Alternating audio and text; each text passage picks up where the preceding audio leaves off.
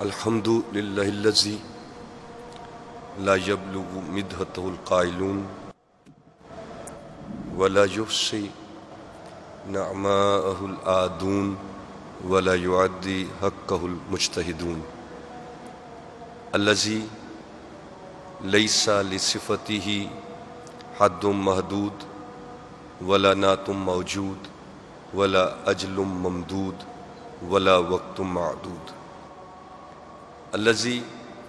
ارسل رسولہ بالہدی ودین الحق لیظہرہ علی الدین کلہ ولو کرہ المشرکون. اما بعد، الصلاۃ والسلام والتحیۃ والاکرام علی اشرف الانبیاء والمرسلین خاتم النبیین رحمۃ للعالمین. اللہم صلی علی محمد وعلی آل محمد وبارک وسلم وصلی علیہ. قال اللہ تعالی فی کلامہ المجید انما یرید اللہ لیذہب عنکم الرجس اہل البیت ویطہرکم تطہیرا.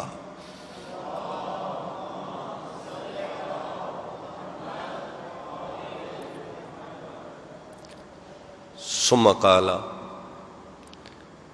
بسم اللہ الرحمن الرحیم وَإِذِ ابْتَلَىٰ إِبْرَاهِيمَ رَبُّهُ بِكَلِمَاتٍ فَأَتَمَّهُنَّ قَالَ إِنِّي جَاعِلُكَ لِلنَّاسِ إِمَامًا قَالَ وَمِن ذُرِّيَّتِي قَالَ لَا يَنَالُ عَهْدِ الظَّالِمِينَ. صدق اللہ العلی العظیم. درود بھیجیں محمد و آل محمد پر.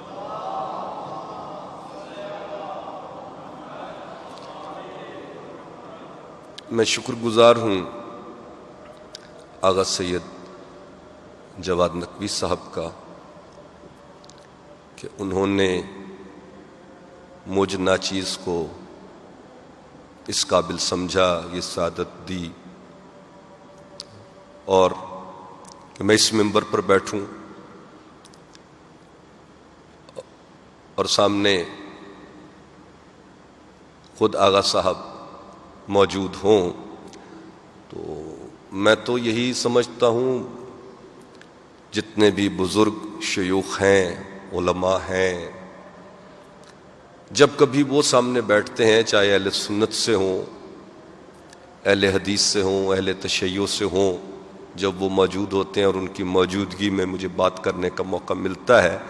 تو میں یہی سمجھتا ہوں، یقین جانیے کہ ایک طالب علم کی حیثیت سے میں اپنی اصلاح کے لیے انہیں اپنا سبق سنا رہا ہوتا ہوں. تو دعا ہے کہ خالق کائنات آغا صاحب کو صحت و سلامتی کے ساتھ لمبی زندگی عطا فرمائے اور ان کی عزت میں اضافہ فرماتے ہوئے ان کی حفاظت فرمائے. میں نے یہ جو ابھی سرنامہ کلام کے طور پر سورہ بقرہ سے کہ اس حوالے سے ابتدا کی ہے، جو کہ تقریباً مکتب تشیع میں میرا خیال ہے کہ شاید یہ انی جاعلک للناس امامہ کا جو سبق ہے یہ شیعہ حضرات کو بچپن سے ہی پڑھایا جاتا ہے. کچھ آیات قرآن مجید کی ایسی ہیں جن کا ہمیں بھی اندازہ ہے کہ وہ شیعوں کے بچوں کو بھی یاد ہوتی ہیں، تو یہ ان میں سے. ابھی مجھے جو اس میں جو تھوڑی سی بات کرنی ہے، کیونکہ وہ میں اس لیے کرنا چاہ رہا ہوں، میں یہ جانتا ہوں کہ آج میں ادھر یہ بات کروں گا اور اس کے بعد میرے محترم و مکرم عبدی صاحب جو ہیں، ان کی ٹیم جو ہے اس کو جس وقت وہ سوشل میڈیا پر ڈالے گی تو پورے ملک میں سے بہت ساری جگہوں سے نا وہ بہت سارے لوگ منتظر بیٹھے ہوئے ہیں وہ میری ایک ایک بات سننے کے اور بالخصوص ان حالات میں. تو اس لیے میں یہ پیغام جو ہے، بظاہر میرے مخاطب جو ہیں وہ آپ حضرات ہیں جو سامنے بیٹھے ہیں، لیکن اصل میں پیغام جو ہے وہ آپ حضرات کی وساطت سے میں بڑی اور جگہوں پر پہنچانا چاہتا ہوں. کل رات بھی ہمارے ادھر دربار میاں میر پر میں یہ تو نہیں کہوں گا کہ واحد عشرہ ہوتا ہے، ایسا شاید اور بھی ہوتا ہو کہیں پر، لیکن میں نے نہیں دیکھا کہیں اور بھی ایسا عشرہ ہوتا ہو جہاں پر صرف سٹیج سے نہیں بلکہ مطلب ممبر پر نہیں بلکہ اس کے علاوہ جو پبلک ہے، ہماری پبلک میں دیوبندی حضرات، ہماری پبلک میں بریلوی حضرات، ہماری پبلک میں اہل حدیث حضرات، اہل تشیع سب موجود ہوتے ہیں، اکثریت ہوتی ہے اہل سنت کی، ساتھ شیعہ بھی ہوتے ہیں، 10 دن ہمارے ادھر یہ ہوتی ہے۔ تو اس کے بعد تھوڑی سی بحث چھڑ گئی، تو اس وجہ سے میں یہ پیغام دینا چاہ رہا ہوں، کیونکہ کل سے کچھ حالات بھی ایسے ہیں ہمارے ملک کے۔ دیکھیں، اللہ نے جب عہد لیا تھا حضرت ابراہیم خلیل اللہ علیہ السلام سے اور حضرت اسماعیل ذبیح اللہ علیہ السلام سے، وَأَهِدْنَا إِلَىٰ إِبْرَاهِيمَ وَإِسْمَاعِيلَ أَن طَهِّرَ بَيْتِيَ لِلطَّائِفِينَ وَالْعَاكِفِينَ وَالرُّكَّعِ السُّجُودِ، تم دونوں پاک رکھو گے، تثنیہ کا صیغہ ہے، ان طہرا بیتیا، میرے بیت کو، میرے گھر کو طواف کرنے والوں کے لیے، اعتکاف کرنے والوں کے لیے، رکوع و سجود کرنے والوں کے لیے۔ یہ ان سے عہد لے رہا ہے جو اولو العزم ہے، اور جو ہر آزمائش میں پورا اترنے کے بعد انی جاعلک للناس اس کا مصداق ٹھہر رہا ہے، انی جاعلک للناس اماما کا مصداق ٹھہر رہا ہے۔ ہر آزمائش میں پورا اترنے کے بعد ان سے اللہ عہد لے رہا ہے کہ اس میرے گھر کو تم نے پاک بھی رکھنا ہے۔ وہ جو وہ من ذریتی کا سوال کیا تھا کہ پھر اس عہد امامت کو برقرار رکھنا ہے میری ذریت میں، تو اب وہاں پر وہ جو امامت کا منصب خلیل اللہ علیہ السلام کو اللہ دے رہا ہے، انسانیت کی امامت کا، اسے اب خاص کر رہا ہے ذریت ابراہیمی میں۔ دیکھیں، امامت کے درجہ، امام کو آگے چلنے والے کو امام کہتے ہیں، جو پیچھے چلے کسی کے، جو کسی کی نیابت میں آئے وہ خلیفہ ہے، اور جو دوسروں کو اپنی اقتداء میں لائے وہ امام ہے۔ اب امامت کی بہت سی اقسام ہو سکتی ہیں۔ اگر کوئی نماز کے لیے آگے کھڑا ہوا ہے، آپ اسے امام نماز ہم اسے کہتے ہیں، پھر امامت صغرا ہے، پھر اس کے ساتھ ساتھ آپ فقہ کی امامت ہے، لیکن اب یہاں پر انسانیت کا امام بتا رہا ہے، اور یہ انسانیت کا امام وہ ہے جو دین کا امام ہے۔ کیوں؟ اس لیے کہ دین کے بارے میں اللہ نے کہا تھا کہ ان اقیم الدین ولا تتفرقوا فیہ، کہ اس دین کو تم نے قائم رہنا ہے، اس میں تم نے تفرقہ نہیں ڈالنا ہے۔ شرع لکم من الدین ما وصی بہ نوح والذی اوحینا الیک وما وصینا بہ ابراہیم وموسیٰ وعیسیٰ، ان اقیم الدین، دین کو قائم رکھنا ہے۔ تمہاری شریعتیں مختلف ہو سکتی ہیں لیکن دین میں تفرقہ نہیں ڈال سکتے۔ تو جب اب ابراہیم خلیل اللہ علیہ السلام اس انسانیت کی امامت پر آتے ہیں تو وہ اب اس دین کے امام ہیں جس میں کسی بھی آدم سے لے کر خاتم تک کسی بھی دور میں تفرقہ نہیں آیا، اور اب حکم ہو رہا ہے اللہ کا، اللہ عہد لے رہا ہے کہ اس گھر کو تم نے پاک رکھنا ہے، طواف کرنے والوں کے لیے، اعتکاف کرنے والوں کے لیے، رکوع و سجود کرنے والوں کے لیے۔ تو پھر جس وقت وہ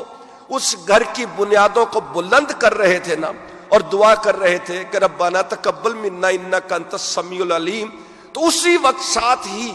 وہاں پر یہ بھی مانگ لیا، ربنا واجعلنا مسلمین لک ومن ذریۃ امۃ مسلمۃ لک، اے ہمارے رب ہم دونوں کو اپنا فرما بردار رکھ،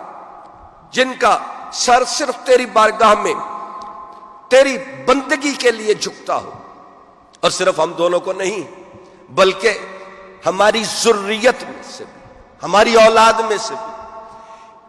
ایک امت، ایک جماعت جو ہمیشہ تیری فرما بردار رہے، جن کی پیشانیاں ہمیشہ تیری بارگاہ میں سجدے کے لیے جھکتی رہے. اور پھر آگے جا کے میں تھوڑا سا مختصر کر کے بات کو جو ہے نا وہ بیان کر رہا ہوں، تھوڑا سا چھوڑ کے آگے بڑھتا جا رہا ہوں، تفصیلات کا وقت نہیں ہے. آغا صاحب تشریف فرما ہے. پھر اسی میں آگے جا کے کہا کہ ربنا وابعث فیہم رسولا منہم یتلو علیہم آیاتک ویعلمہم الکتاب والحکمت ویزکیہم. اے ہمارے رب، اب ان میں، اس جماعت میں جو تیری فرما بردار ہوگی، ہماری ذریت میں سے وہ جماعت جو تیری فرما بردار ہوگی، ان میں سے ایک رسول بھیجنا ہے تو جو کیا کرے گا؟ ان پر تلاوت آیات کرے گا، کتاب و حکمت کی تعلیم دے گا، ان کے قلوب کا تزکیہ کرے گا. اور پھر جب قبولیت کی آیت آتی ہے تو کما ارسلنا فیکم رسولا منکم یتلو علیکم آیاتنا ویزکیکم، وہ جو تزکیہ حضرت خلیل اللہ علیہ السلام نے آخر میں مانگا تھا، اللہ نے تلاوت آیات کے بعد کر دیا کہ تلاوت آیات کے بعد اگر قلوب کا تزکیہ نہ ہو تو پھر وَيُعَلِّمُكُمُ الْكِتَابَ وَالْحِكْمَةَ، پھر اس مقام کا فائدہ حاصل نہیں ہوتا. پھر لوگ اسی کتاب و حکمت کو دلیل بنا کر فتنہ پیدا کرتے ہیں، لڑائی پیدا کرتے ہیں. پھر یہ کتاب و حکمت جو ہے یہ جلا نہیں بخشتی ہے بلکہ یہ جلاتی ہے، پھر یہ وہ روشنی نہیں پھیلاتی ہے. تو اس لیے تزکیہ پہلے ضروری ہے. اور پھر آخر میں کہا ایک بات کا اضافہ اللہ نے کیا کہ وَيُعَلِّمُكُم مَّا لَمْ تَكُونُوا تَعْلَمُونَ، ان باتوں کی تعلیم جو تم نہیں جانتے ہو وہ بھی تمہیں وہ دے گا. تو اب یہ قبولیت آیات ہے، یعنی ایک نسل در نسل ایک پیغام چلا آ رہا ہے، اور وہ دین کی حفاظت کا پیغام ہے، وہ انسانیت کی امامت کا پیغام ہے. اس لیے جو میں نے شروع میں بات کی کہ کل رات یہ گفتگو ہو رہی تھی، تو وہاں پر میں نے کل کے ہمارے جو پروگرام کے اختتام کے بعد کی جو گفتگو تھی کچھ صاحبان کے ساتھ، تو انہیں میں نے بتایا کہ بھائی اب آپ اس فرق کو سمجھیں. جس وقت ہم اہل سنت کے فقہ کے اماموں کا ہم ذکر کرتے ہیں تو وہ فقہ کے امام ہیں. اگر کسی کو کہا جاتا ہے نا، ہم کہتے ہیں کہ امام اعظم ابو حنیفہ رحمۃ اللہ علیہ، تو وہ فقہ کے لحاظ سے ان کو کہا جاتا ہے. لیکن جس وقت کہتے ہیں، ہم نام لیتے ہیں امام حسن کا نام لیتے ہیں، امام حسین کا نام لیتے ہیں، تو اب یہ کوئی فقہ کے امام نہیں ہے. اب ہم جب ان کے نام کے ساتھ امام لگاتے ہیں تو اس نظر سے ہم یہ امام کا لفظ ان کے ساتھ لگاتے ہیں کہ یہ دین کے امام ہیں، یہ انسانیت کے امام ہیں. اس میں فرق ہے اس امامت میں اور جو امام حسن یا امام حسین ان کی امامت ہے، اس میں فرق ہے. اسی لیے جس وقت کسی نے پوچھا چھٹے امام سے کہ یہ جو نظام ہستی ہے، میں اہل بیت کے ائمہ اہل بیت کے امام جعفر صادق علیہ السلام کا حوالے سے کہہ رہا ہوں، ان سے جب پوچھا کہ یہ نظام ہستی کے بارے میں تو کچھ بتائیے کہ یہ کیسے ہے، تو فرمانے لگے کہ وَعَلِمَ وَشَاءَ وَأَرَادَ وَقَدَّرَ وَقَضَى وَعَمْزَى فَأَمْزَى مَا قَضَى وَقَضَى مَا قَدَّرَ وَقَدَّرَ مَا أَرَادَ وَأَرَادَ مَا شَاءَ.